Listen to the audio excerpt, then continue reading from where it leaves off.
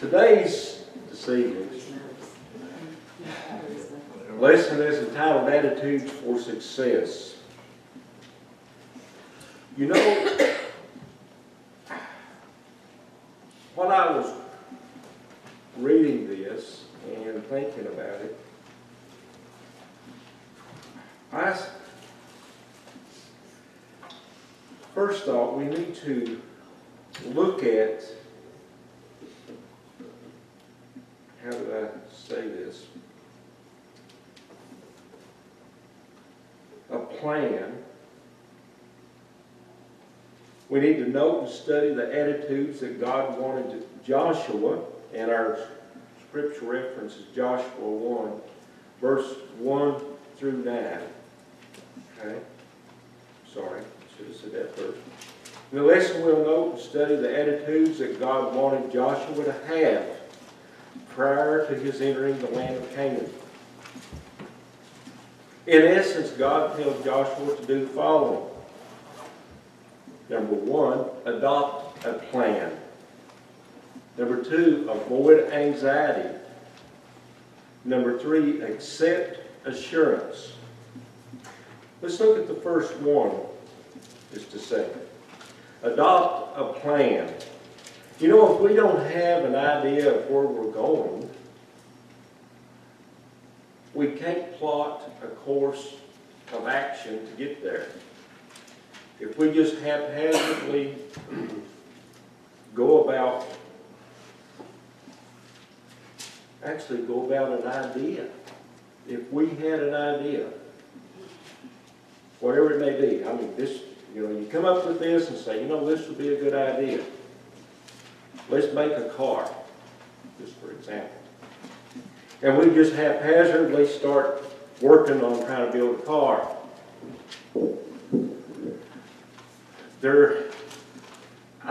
I feel that if we were successful,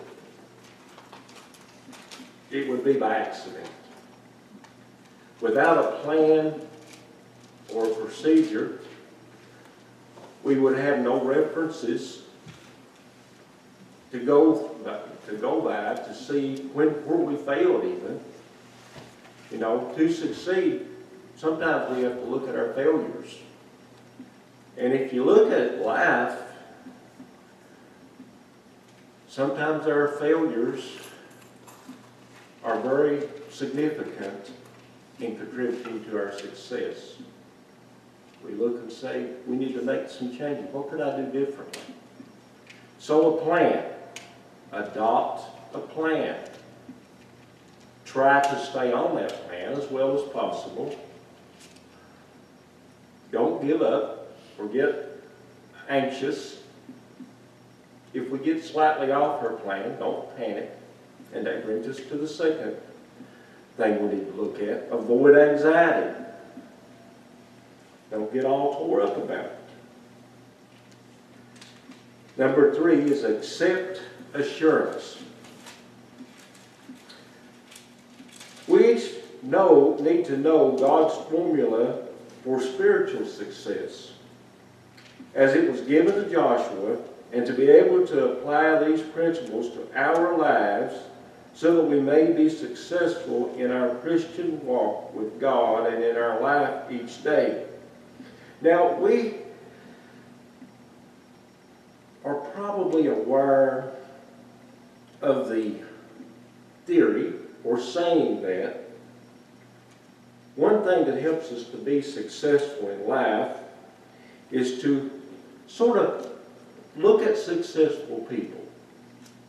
I really don't know, a lot of times we've gone to any type of a lecture or inspirational talk or learning situation where the main topic, and sometimes it could have been brought up, but where the main topic is failure and how people failed. Maybe brought up a little bit, but the main point is we look at success, how to succeed. So for each of us to look at God's formula for spiritual success as it was given to Joshua and then to be able to apply these principles to our lives so that we may be successful in our Christian walk with God and in our life each day.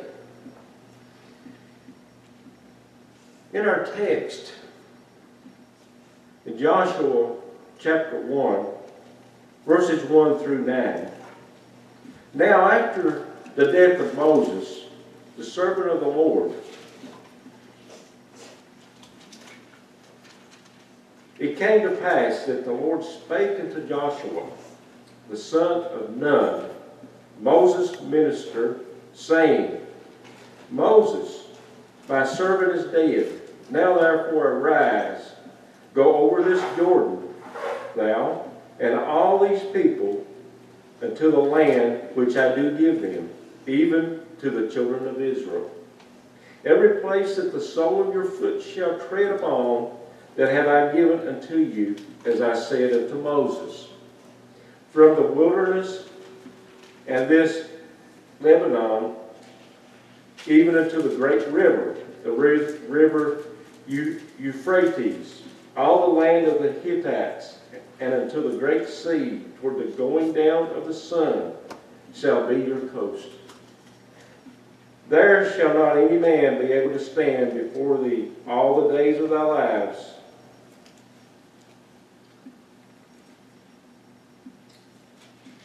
As I was with Moses, so I will be with thee. I will not fail thee, nor forsake thee. Be strong and of good courage. For unto this people shalt thou divide for an inheritance the land, which I swear unto their fathers to give them. Only be thou strong and very courageous, that thou mayest observe to do according to all the law which Moses my servant commanded thee. Turn not from it to the right hand or to the left, that thou mayest prosper whithersoever thou goest. This book of the law shall not depart out of thy mouth, but thou shalt meditate therein day and night, that thou mayest observe to do according to all that is written therein. For then thou shalt make thy way prosperous, and then thou shalt have good success. Have not I commanded thee? Be strong and of good courage. Be not afraid, neither be thou dismayed, for the Lord thy God is with thee wheresoever thou goest. This was a time of extraordinary uncertainty for Israel. Moses had just died and had been buried on Mount Pisgah. Joshua had just taken the reins of leadership in Israel. He was to lead the children of Israel to the promised land. Now, the situation, they were accustomed to Moses. He was their leader. He was the leader. But here he had died, and everyone was what we could say anxious. I would say there was quite a few people that were sort of afraid. What are we going to do? Our leader has passed on. And Joshua had taken the reins, and he was to lead the children of Israel through the promised land. To whom was he going to turn? What would he tell the people? Where would he go first? There must have been a million questions going through his mind. He was anxious also. Moses had died, I guess we could say, without prior, if you could say this, maybe it's the wrong word, prior warning, prior preparation. You know, he passed away. And there Joshua was suddenly in a position of leadership. What was he going to do? What What would he tell the people? Where would he go first? There must have been all these questions. Then God speaks directly to Joshua. He tells Joshua to go over the Jordan and claim the land that God had given to them. He tells him to observe the law and keep it faithful. He then tells him to, number one, be strong and of good courage. Be not afraid, neither be dismayed.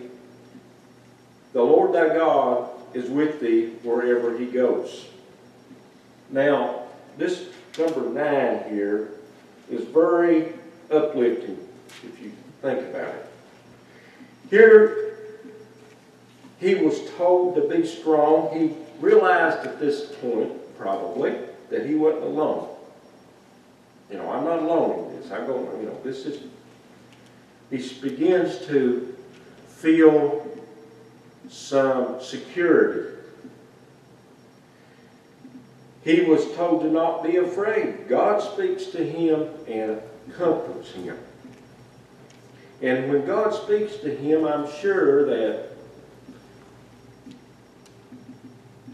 he may have, I'm not sure, but I would say, knowing the way I may be, first very maybe frightened, apprehensive, because this is a big charge put on him. You know, this is a big thing. You know, he's going to have to take on this great assignment. Even though he was being told, you can do it, you can do it. But I would say he was still quite a bit apprehensive. A little bit nervous, and I probably lost a little bit of sleep over that, thinking what was put before him.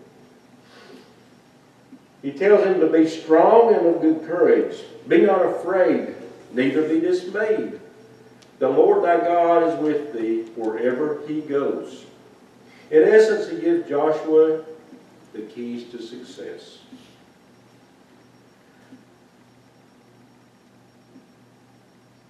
If we desire to be spiritually successful, we must first. And these are some things that we need to think about. First, develop a plan and work on our self-confidence. If we don't have a plan,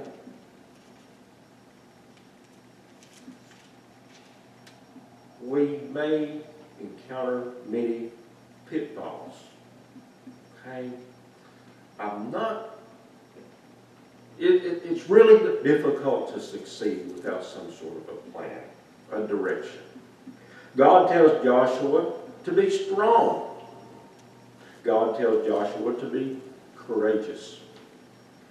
Courage is something that we would need in the face, he would need in the face of his enemies. Strength was what he needed to motivate his friends. He would need both to be successful in leading the children of Israel into the land of Canaan. Here he was going to need a lot of good attributes in his life to be successful here. He's going to have to be a people person. He's going to have to put forth a good image. Even when he may be a little bit apprehensive, as everyone is from time to time, Joshua is going to have to show courage. He is going to have to be the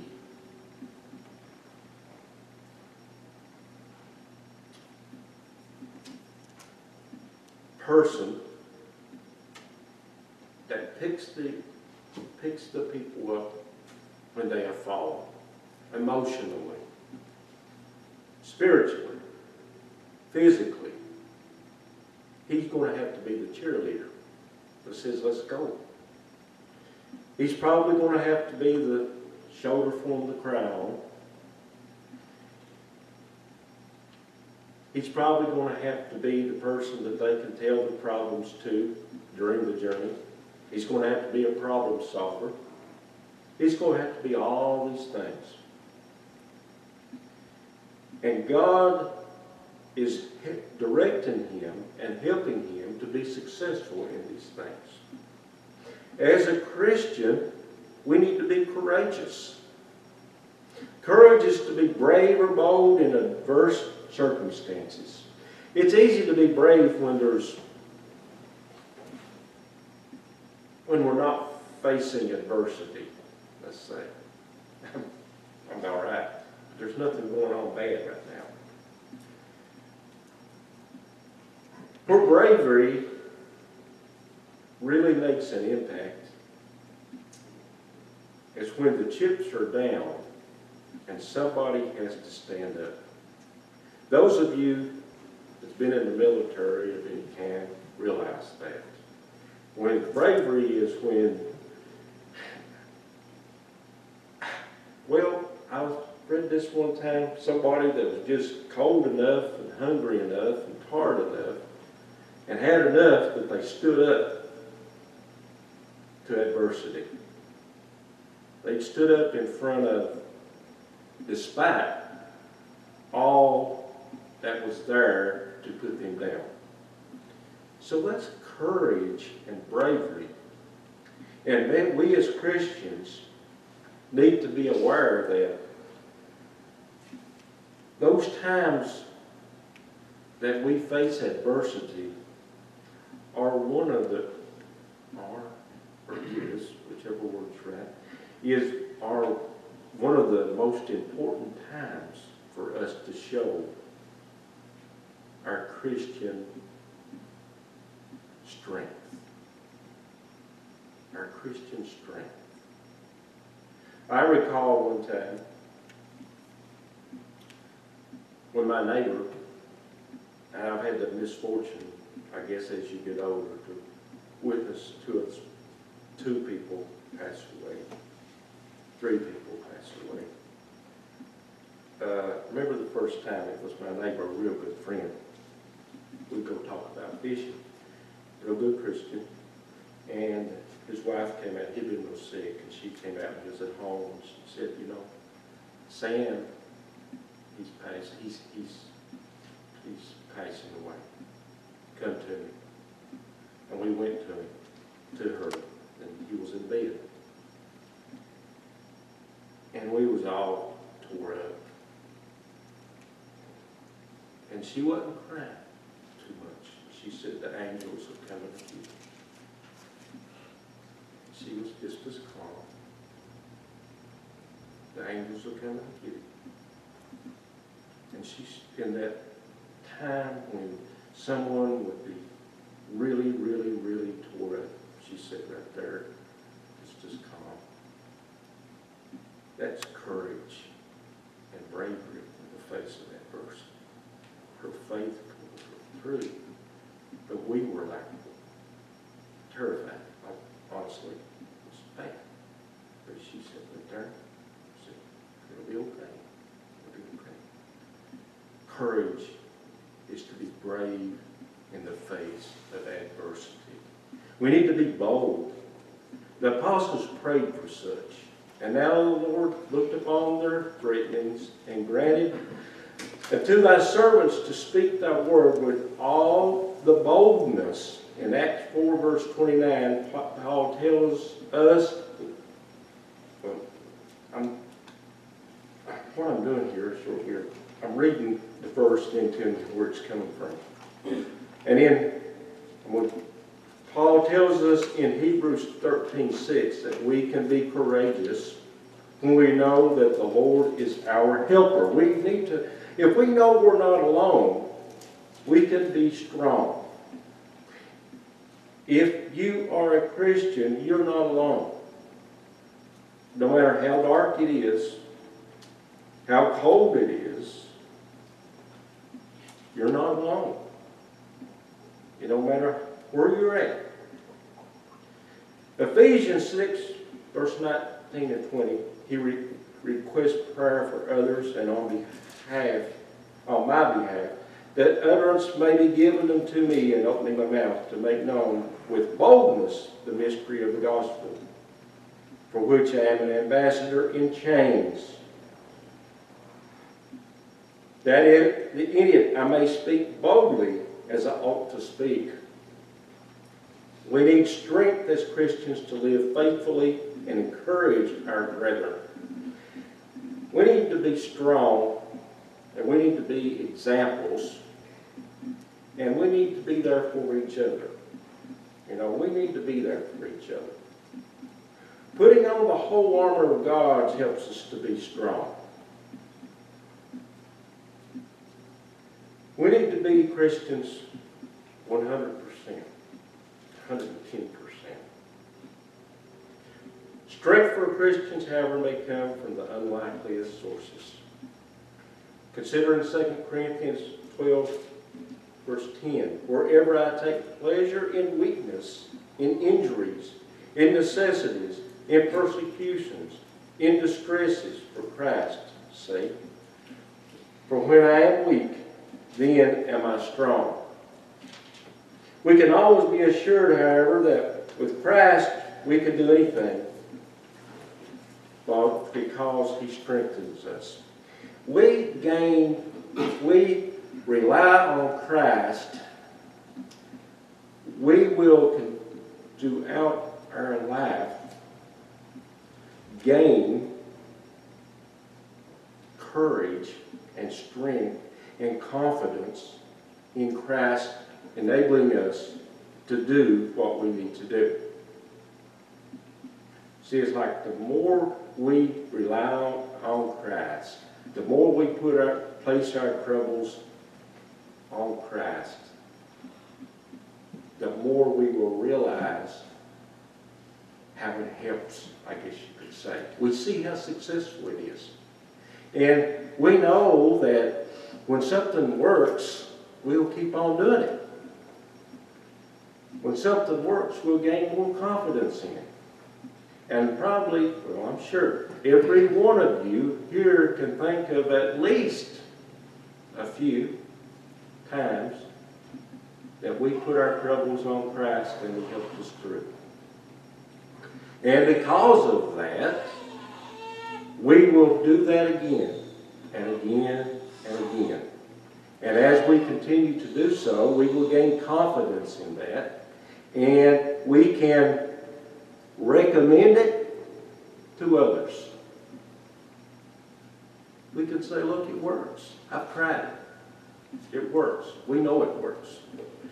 Avoid anxiety. Anxiety today is worrying about, well, anxiety anytime, is worrying about things over which we have no control, and it leads to fear and dismay. Anxiety is a great social or psychological plague that is attacking people today. Probably not unlike it has been years ago, but it's more prevalent right now. People can't relax. There's too much input. Too much input. Think of the things we got that were, by the time we get home tonight, some of us are going to be thinking what we got to do tomorrow. Some of us probably thought of that, and we don't want to admit it, while we were here tonight. Anxiety. I've got to get that done. Society is a cruel slave taskmaster, in that we are slaves to society. By that I mean society controls much of our actions, if we like it or not. We have these things to do. Anxiety causes us to live unfulfilled lives. We waste many hours of the day worrying about things that we have no control over. God told Joshua to have no fear and be not dismayed. When we have this kind of fear, we will fail to act. We'll fail to act. It may be an unreasonable thing. You know, as long as you know how to be a success, don't do anything. If you don't do anything, you're not going to fail. I'm just going to be home. I'm a success, buddy. I can be a sandwich and watch TV. I'm a big success because I don't do anything. You can't fail. If you don't do something, you'll never fail. But we can't be afraid of failure. We can't be afraid to act. We've got to get courage. And anxiety causes us to do and act and feel unreasonable things. Unreasonable fears. What's going to happen? What may happen? And it prevents us from doing what we need to do. Everyone's going to fail. I hate to say it, but everyone's going to fail now and then, some more than others. Did you know that the people that are successful, those who stand back up and continue on? You may have a change of plan. You may have to change direction. To be dismayed is to be like a deer looking in the headlights. When we have such an attitude, we will be overcome and fail. Don't be overcome by it. As Christians, we must avoid these anxieties. There's a type of fear that we must have, and that is namely the fear of God. Now, the fear of God, let's say that word fear, let's put respect, reverence, and fear also. Because if you really, you gain respect and fear in that it's more of a constructive fear rather than a destructive fear of God.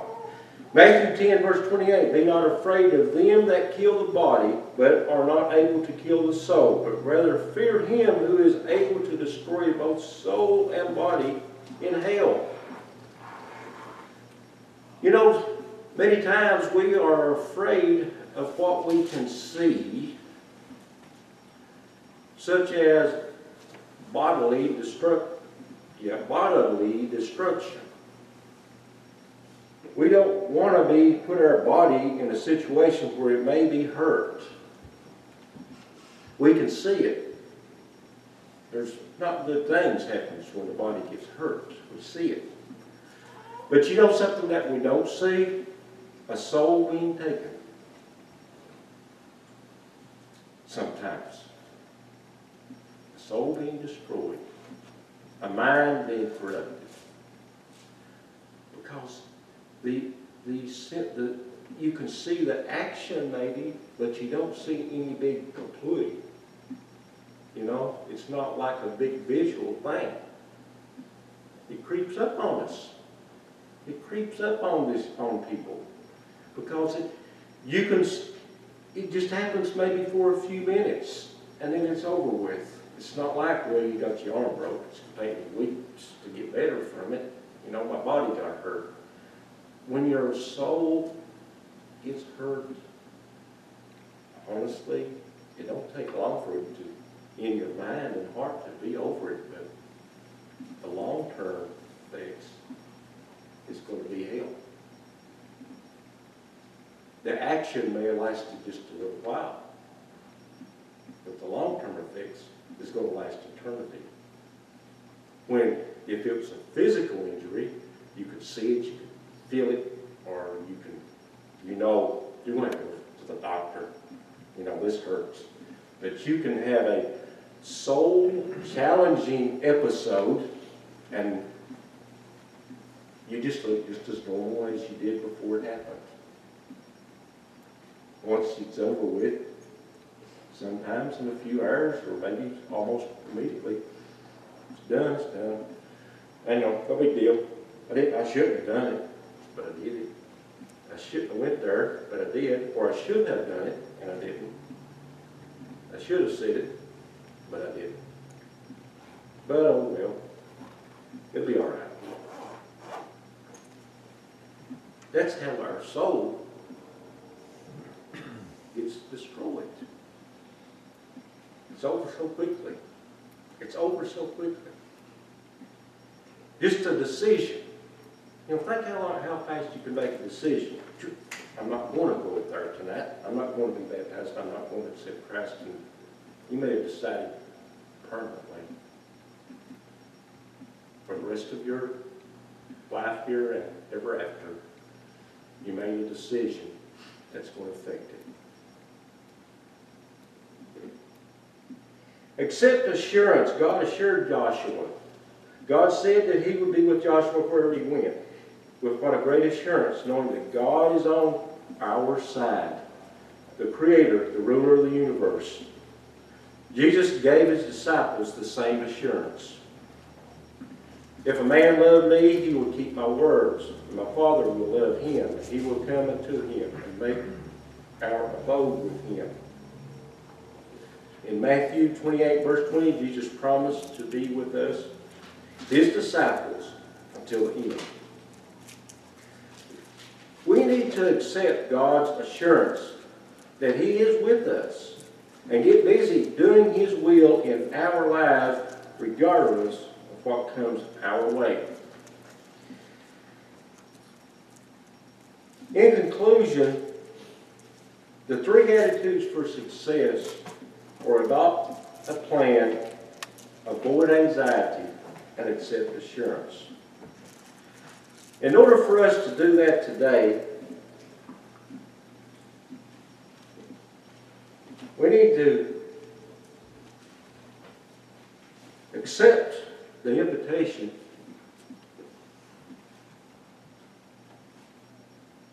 that's offered from God to us individually.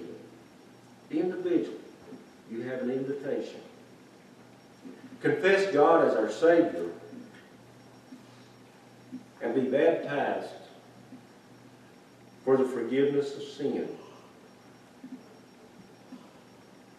That is the plan, and it will work.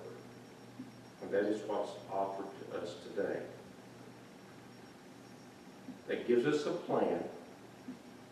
You have a plan given to you by God. You avoid anxiety because you no longer walk alone. And you can accept with assurance that God is our Savior, each and every one.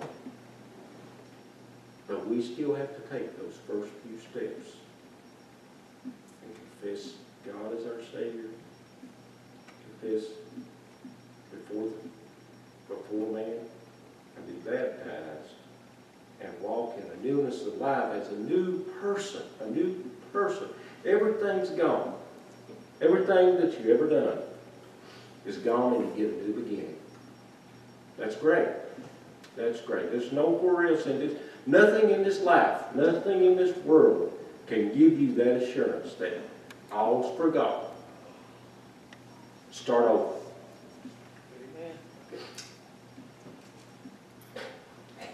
That's offered you tonight. Anyone